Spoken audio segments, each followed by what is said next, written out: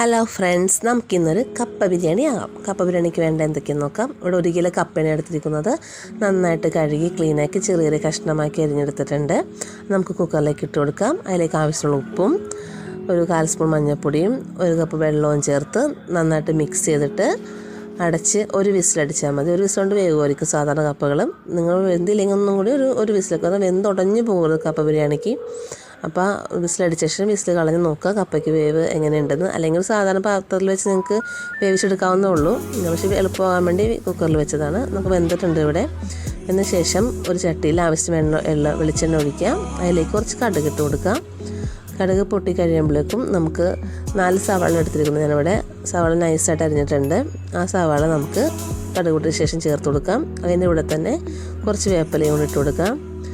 അതിൽ 3-4 വെളുത്തുള്ളി ഒന്ന് ചതച്ചെടുത്തിട്ട്, അധികം അരഞ്ഞു പോകരുത്, ജസ്റ്റ് ഒന്ന് ചതച്ചെടുത്തിട്ട് അതിലേക്ക് ചേർത്ത് കൊടുക്കാം. നല്ലപോലെ സവാള വാടേണ്ട ആവശ്യമില്ല. ജസ്റ്റ് അതിൻ്റെ ഒരു പച്ചപ്പൊന്ന് മാറിയാൽ മതി. കാരണം സവാള ഇതിൽ കുറച്ച് പച്ചപ്പായിട്ട് നിൽക്കുന്ന ടേസ്റ്റാണ് കപ്പ ബിരിയാണിക്ക്. അപ്പോൾ നമുക്ക് അതിനകത്തേക്ക് ഇച്ചിരി ചില്ലി ഫ്ലേക്സ് ഇട്ട് കൊടുക്കാം. ഇടിച്ചെടുത്ത മുളക് അത് കുറച്ചിട്ട് ഒരു സ്പൂണോളം ഇട്ട് കൊടുക്കാം. അതിട്ട് നമുക്ക് അതൊന്ന് മൂത്ത് കഴിയുമ്പോൾ മുളകിൻ്റെ ഇട്ട് കഴിയുമ്പോൾ കപ്പയിലേക്ക് ഇട്ട് കൊടുക്കാവുന്നതാണ്. കപ്പ ഇടുമ്പോഴേക്കും വെള്ളം ഇട്ട് ഒഴിക്കരുത്. കപ്പ നന്നിട്ട് ഊറ്റിയെടുക്കുക. വെള്ളമില്ലാതെ കപ്പ മാത്രം കോരിയെടുക്കുക. ഒരു ഊറ്റി കയ്യിൽ വെച്ച് നമുക്ക് കോരിയെടുക്കാവുന്നതാണ്. അതിട്ട് നന്നായിട്ട് എല്ലാം നന്നായി നന്നായിട്ട് യോജിപ്പിച്ചെടുക്കുക. ഇപ്പം നമ്മുടെ കപ്പ ശരിയായിട്ടുണ്ട്. ഇനി ബീഫ് വയ്ക്കാനുള്ള ബീഫിലേക്ക് നോക്കാം. കപ്പ നമുക്ക് മാറ്റി വയ്ക്കാം. ഉപ്പിട്ടും വെള്ളമൊന്നും ഇല്ലാണ്ട് കപ്പ നന്നായിട്ട് ജോയിൻ ചെയ്തെടുത്തിട്ടുണ്ട്.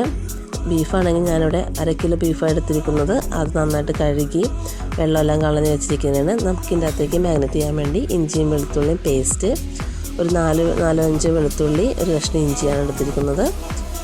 നന്നായിട്ട് ചതച്ച് അരച്ച് ചേർക്കുക കേട്ടോ. അപ്പോൾ നന്നായിട്ട് ആ ബീഫിലൊക്കെ പിടിക്കുമല്ലോ. നന്നായിട്ട് അരച്ച് ചേർക്കുക. അതിലേക്ക് 1/4 സ്പൂൺ മഞ്ഞൾപ്പൊടി, 1 സ്പൂണോളം മുളക് പൊടി ചേർക്കാം. മുളക് പൊടി നിങ്ങൾക്ക് ഇഷ്ടമുള്ളവർക്കാം. എരിവ് കൂടുതൽ ആവശ്യമുള്ളവർക്ക് അതനുസരിച്ച് ചേർക്കാവുന്നതാണ്. ഞാനൊരു 1 സ്പൂൺ ഇട്ടിട്ടുള്ളൂ. ഞാൻ കുരുമുളക് പൊടി ചേർക്കുന്നുണ്ട്. അപ്പോൾ അത് കാരണം 1 സ്പൂൺ മുളക് പൊടി മാത്രമാണ് ചേർക്കുന്നത്. പിന്നെ നിങ്ങൾ വീട്ടിൽ മീറ്റ് മസാലയോ ഗരം മസാലയോ ഉണ്ടെങ്കിൽ ഗരം മസാല ചേർക്കാം. മീറ്റ് മസാല കൊണ്ട് ചേർക്കാൻ ടേസ്റ്റ് ആയിരിക്കും. ഞാനിവിടെ മീറ്റ് മസാലയും ഗരം മസാലയും ചേർക്കുന്നുണ്ട്. അതിപ്പോൾ ഏത് കമ്പനിയിലും കിട്ടും. ഇപ്പോൾ ഡബിൾ ഹോഴ്സിന് ഇട്ടിരിക്കുന്നത്. ഒരു 1/2 സ്പൂൺ ഗരം മസാലയും മീറ്റ് മസാല 1 സ്പൂണോളം മീറ്റ് മസാല ഇട്ടിട്ടുണ്ട്. മീറ്റ് മസാല ഇട്ടിട്ട് നമുക്ക് നന്നായിട്ട് അത് മിക്സ് ചെയ്യണം. അതിനകത്തേക്ക് ആവശ്യമുള്ള കുരുമുളക് പൊടി, ഇപ്പോൾ എരിവ് ഇഷ്ടമുള്ള പോലെ ചേർക്കാം കേട്ടോ. എരിവിൻ്റെ അത് ഞാൻ പറയുന്നില്ല, അത് ഓരോൾക്കാരുടെ ഇഷ്ടമാണല്ലോ. അപ്പോൾ ഞാനിവിടെ 1 സ്പൂൺ കുരുമുളക് പൊടി ചേർത്തിട്ടുണ്ട്.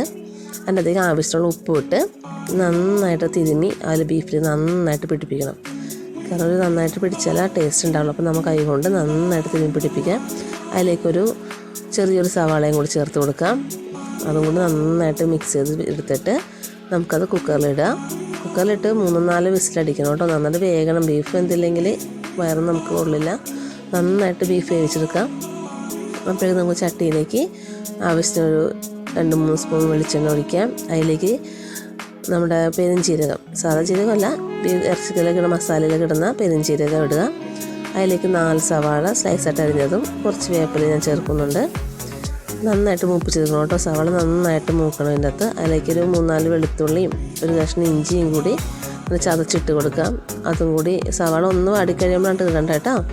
സവാള ഒന്ന് കളർ വ്യത്യാസം വന്നതിന് ശേഷം മാത്രം ചതച്ചിട്ട് കൊടുക്കാം.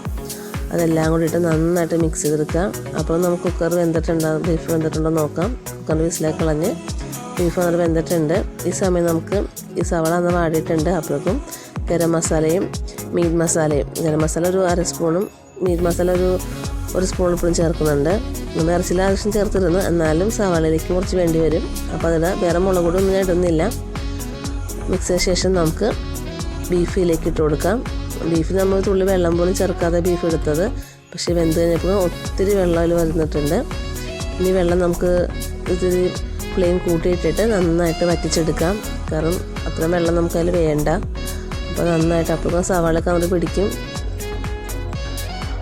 എല്ലാം കൂടെ അങ്ങനെ മിക്സ് ചെയ്ത് കൊടുക്കുക. അപ്പോൾ നന്നായിട്ട് എന്താ വെള്ളമൊക്കെ വറ്റിയിട്ടുണ്ട്. ഇതെല്ലാം നന്നായി വറ്റിയ ശേഷം നമുക്ക് കപ്പ ചേർത്ത് കൊടുക്കാം. കപ്പയിട്ട് അത് മിക്സ് ചെയ്തെടുക്കുക കേട്ടോ. അപ്പോൾ നമ്മൾ കണ്ടോ, നിങ്ങൾ എല്ലാവരും ഒന്ന് ഉണ്ടാക്കി നോക്കണം. നല്ല ടേസ്റ്റിയാണിത്. നല്ല ഉണ്ടാക്കി നോക്കിയിട്ട് മല്ലിയില ഉണ്ടെങ്കിൽ മല്ലിയില ചേർക്കാം. Okay, thank you for your watching.